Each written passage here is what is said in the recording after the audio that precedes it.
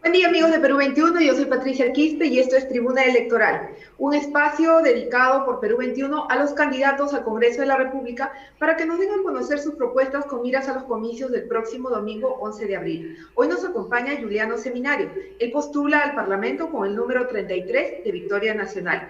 Es licenciado en Economía, tiene una maestría en Administración de Negocios, fue emprendedor, ahora es empresario, y queremos conocer cuáles son sus planteamientos y su agenda legislativa en caso de acceder a una curul. ¿Cómo está usted, señor Seminario? Buenas tardes. Buenas tardes, Patricia. Muchas gracias por la entrevista y por permitirme llegar a toda tu audiencia y hacer conocer mis propuestas. No, gracias a usted por aceptar la invitación y por compartir con la audiencia de Perú 21 las propuestas que tiene usted en caso de llegar al Parlamento. Usted es empresario, pero empezó de muy abajo. Ha sido taxista también, ha sido emprendedor. Y quisiéramos nosotros que comparta cuáles son las dificultades principales que tienen actualmente los empresarios en este contexto de pandemia, de crisis sanitaria, crisis económica y las medidas restrictivas que ha dado el gobierno para estos sectores. Muchas gracias por la pregunta. En realidad, en esta época de pandemia y de crisis se ha agudizado la situación para los emprendedores porque el Estado en general nunca ha legislado en favor del pequeño y microempresario.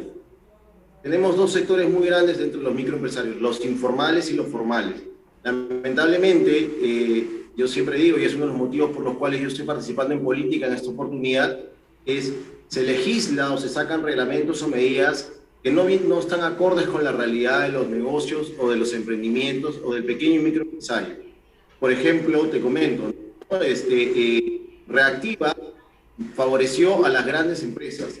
Es por ello que una de mis propuestas es crédito para todos con la participación del Banco de la Nación. Muchos me dicen, el Congreso no tiene capacidad de gasto. Perfecto, eso lo conozco muy bien. Sé muy bien que como congresista puedo legislar, representar y fiscalizar. Pero el artículo 60 de la Constitución Política señala que mediante ley expresa y en situaciones como de necesidad pública, como la que estamos viviendo, el Estado puede entrar a participar activamente en el rubro empresarial. Es así que yo invoco la participación del Banco de la Nación para que el otorgamiento de los pequeños y microcréditos sean a través del banco, que tiene una red de agencias muy amplia, y además porque esto va a ayudar a lo siguiente, a generarle competencia a la banca.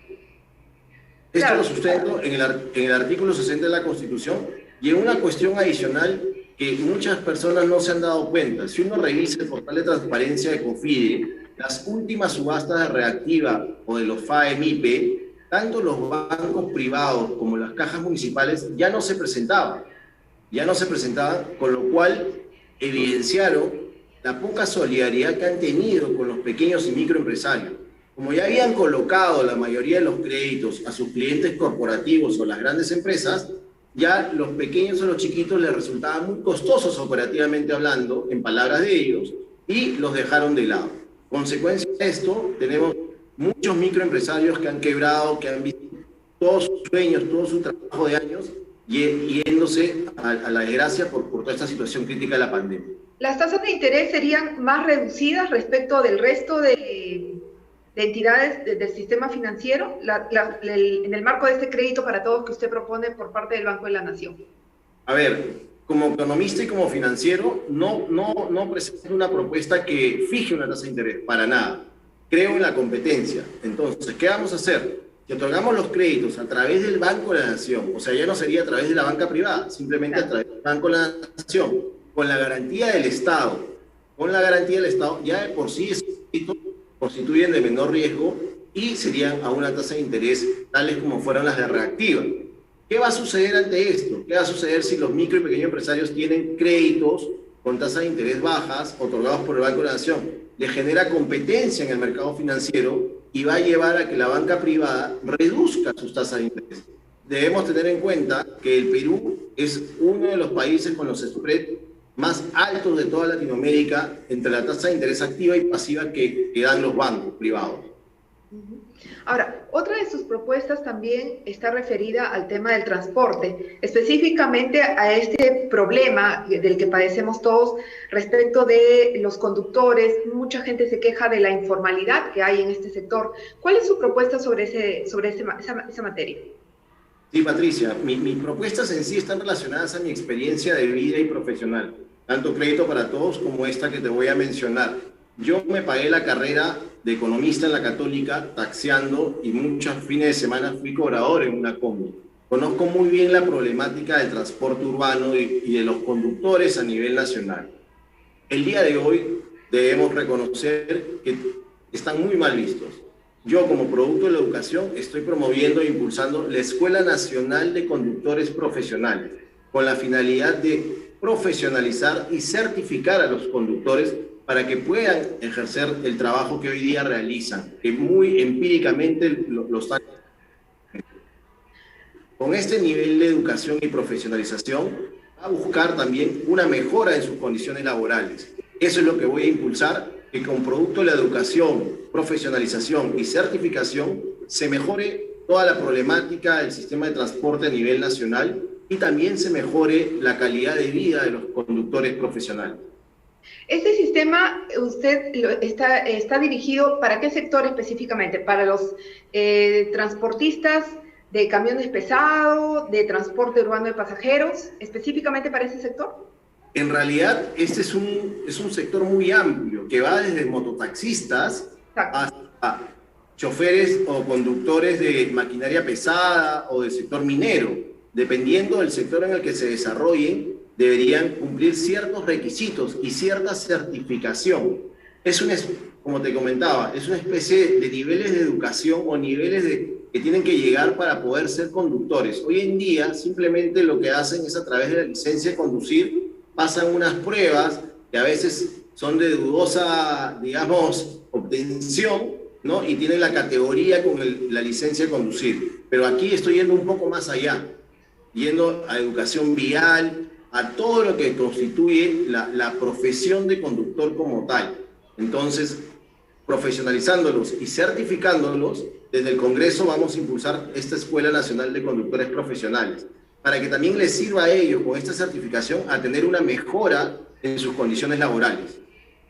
El tema del seguro es un tema sobre el cual también muchos conductores reiteradamente han formulado reclamos, porque no siempre está bien llevado y de repente podrían hacerse algunos ajustes que lleven a perfeccionar este sistema.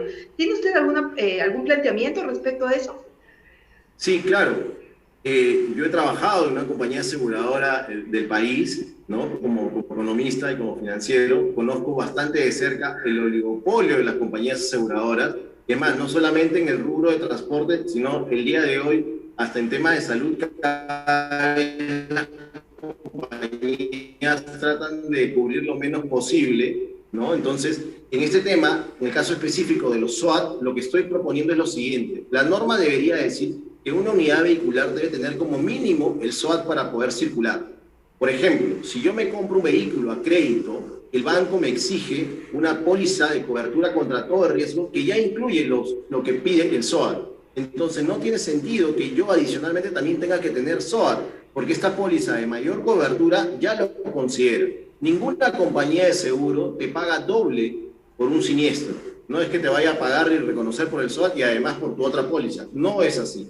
El día de hoy nos obligan a aquellos que tenemos póliza de cobertura total, que puede ser cualquier persona, un emprendedor que con mucho esfuerzo se ha comprado un vehículo para poder hacer taxi, ¿no? Y con eso alimenta a su familia, ya tiene una póliza contra todo riesgo y adicionalmente le exigen tener SOAT, ¿no? Entonces, eso a los únicos que benefician son las compañías aseguradoras y eso no lo podemos permitir. Y eso simplemente es cambiando el término que tener como mínimo el SOAT para poder circular. Esa es mi propuesta en relación a este tema. ¿Por qué postula al Congreso?